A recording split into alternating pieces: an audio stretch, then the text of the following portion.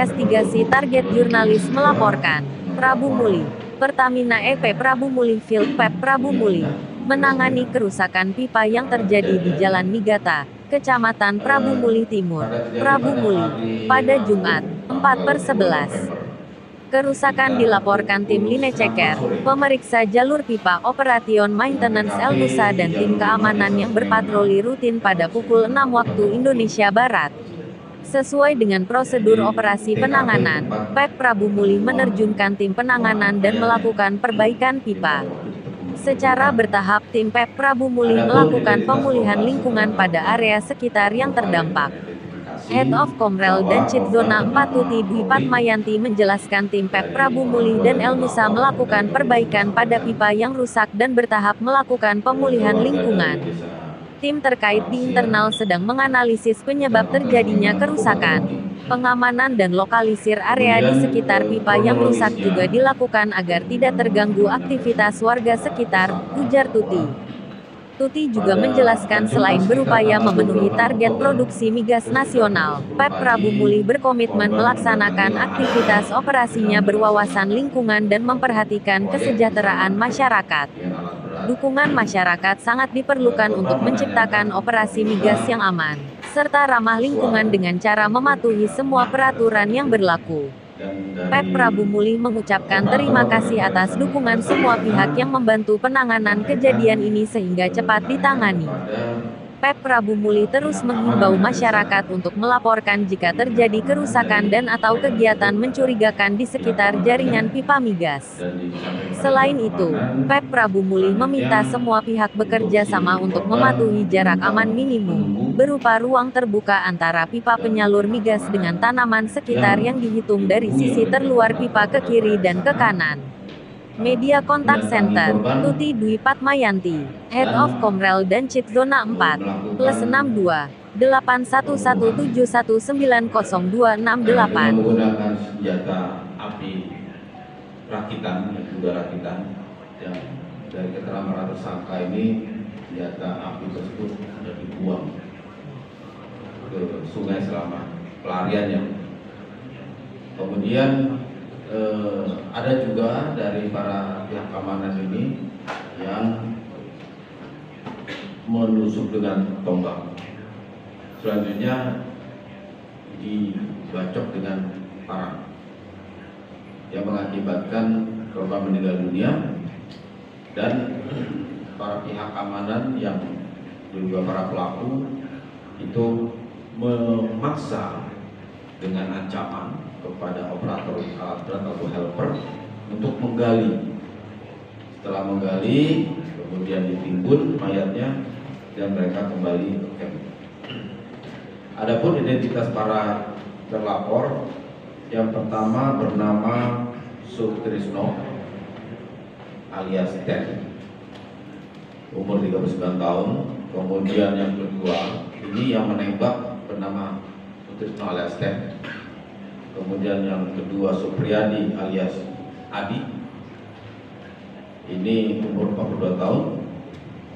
Nah, ini yang memberikan parang ke Ten. Selanjutnya saudara Ten ini membacok tengkuk dari leher ya, dari belakang dari korban yang mengakibatkan luka, kemudian meninggal dunia. Dan yang ketiga bernama Andika alias Jaka.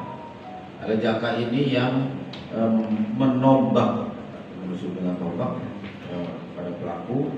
Ini umur 38 tahun. Kemudian saudara Iwan umur 36 tahun, dia yang mengambilkan atau menyerahkan tombak kepada si Jaka. Ya, jadi mereka mendatangi campnya ini camp terapung, campnya terapung gitu. Jadi mereka menggunakan kapal kecil ya, ketek, kapal diukung gitu lah jenis itu, mendatangi camp dan melakukan penembakan kepada korban Romli. Kemudian dari mereka kita melakukan informasi dan juga melakukan penyelidikan dan dapat ditangkap pada hari Sabtu. Jadi Ini diketahui hari Rabu tanggal 2, tim gabungan Polres Oki dan Polda Sumsel itu melakukan pencarian kepada para pelaku dan ditangkap atas nama Ten, Adi, dan Jaka pada tanggal 5 November.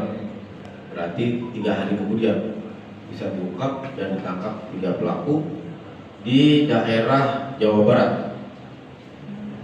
Dan pada tanggal 7-nya 2 hari kemudian, 1 orang tersangka atas nama Iwan ini ditangkap di daerah Jawa Barat juga.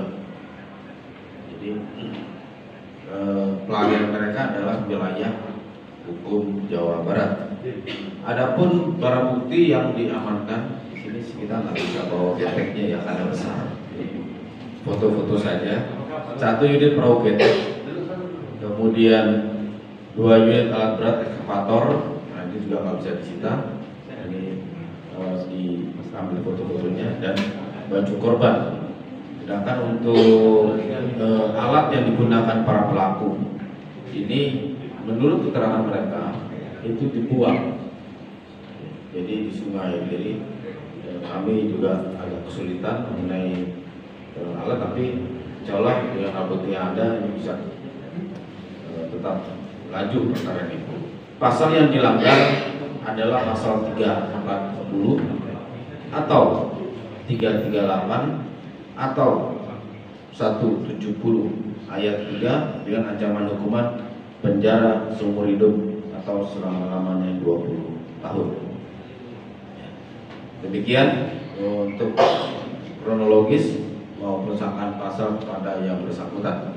Silakan rekan-rekan media, mungkin ada yang mau ditanyakan. Mungkin bisa dipertegas lagi Pak Dir untuk modus dan motifnya sendiri Pak Dir. Motifnya ini Pak Dir.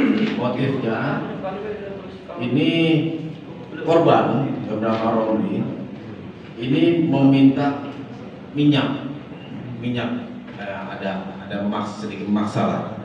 Nah, sakit hati mereka bahwa ada orang meminta minyak dengan sedikit memaksa dan langsung dilakukan pembunuhan dan berencana ataupun pembunuhan secara bersama tersebut. Pak Dir, dia minta minyak itu di hari yang sama dengan pembunuhan itu Pak Dir? Gimana? Pelaku ini meminta minyak, Ya. Udah berapa korban meminta minyak? Oh, di hari yang sama? Iya. Di hari yang sama, Ya. terus langsung dilakukan. Sudah berapa Di hari yang kali sama. korban? Kalau informasinya sebelumnya sudah pernah, makanya para pihak keamanan mereka kan punya tugas ya untuk jaga keamanan di seputaran proyek tersebut. Nah, jadi mereka merencanakan ya sudah dihabisi untuk yang bersangkutan. Pak Dir, para pelaku ini secara resminya itu seperti apa untuk keamanan?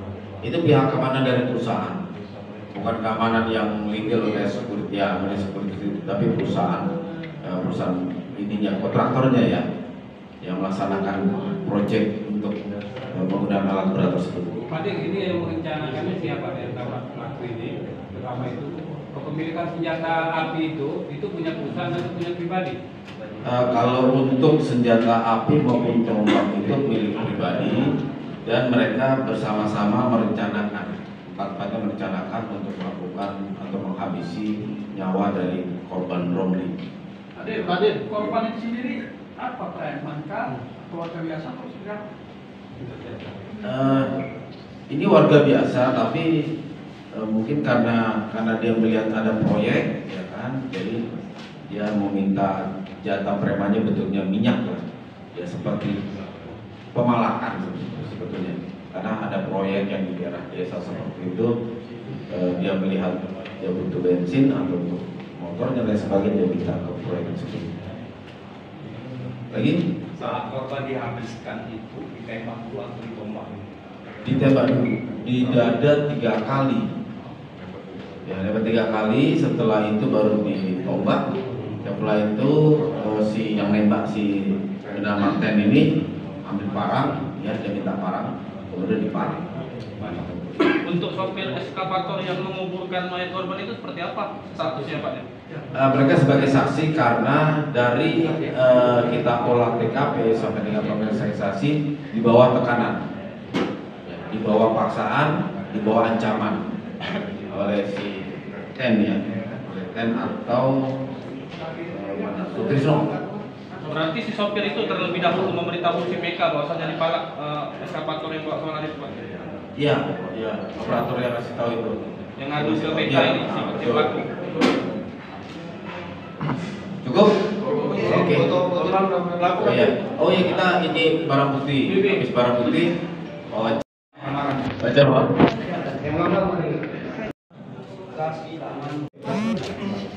Oh, terus kenapa tiba-tiba kok ingin ngabisin Pak Rombe? Karena dia itu marah-marah, Pak. Kita mau sholat Jumat aja dia nggak suruh. Oh kan nggak boleh sholat Jumat? Iya. Karena mau minta minyak itu? Iya, Pak. Nah kalau seandainya mau kasih minyak, berapa banyak dia minta? Dia minta 5 kali. Satu kali isi berapa? 35 liter. Atau jaring dia minta 5 kali. Terus bawanya gimana? Dia naik kapan ya? Ketek. Oh dia ada ketek. Jauh. Oh tapi memang berapa kali sudah sering minta itu? Enggak? Ya sering ada yang minta kan. Cuma satu kali itu yang Tapi dia orang itu. Tapi Ini adalah kasus pembunuhan kita sangkakan dengan pasal 38.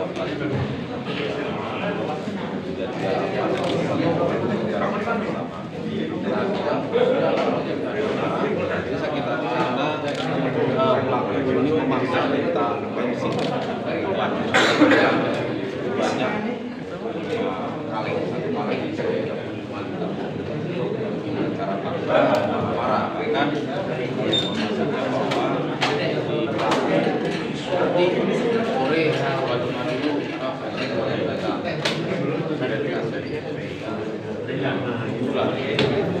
sudah para pelaku mengambil di tempat camp si korban ada di sana menggunakan getek sampai dengan sudah pada camp si geteknya dimatikan menembak banyak 3 kali kemudian tombak kemudian parah. Setelah itu dibuka dengan memaksa alat berat untuk menggali dan mengangkat jenazah dengan menggunakan alat berat dari itu. Swadir, itu camp punya perusahaan apa, Pak? Perusahaan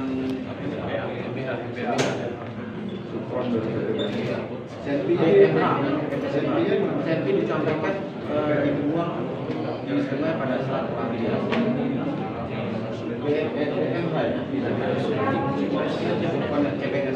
Itu kalau alat beratnya kontraktor ya. Tapi kalau full untuk proyek besarnya itu Pak Dir, terkait Pak Lawang mungkin kita dapatkan dari Jawa kalau mungkin antara dia pidana yang memang membutuhkan PKI dari kalau seperti ini oke kita langsung bergerak dalam perkembangan terbaru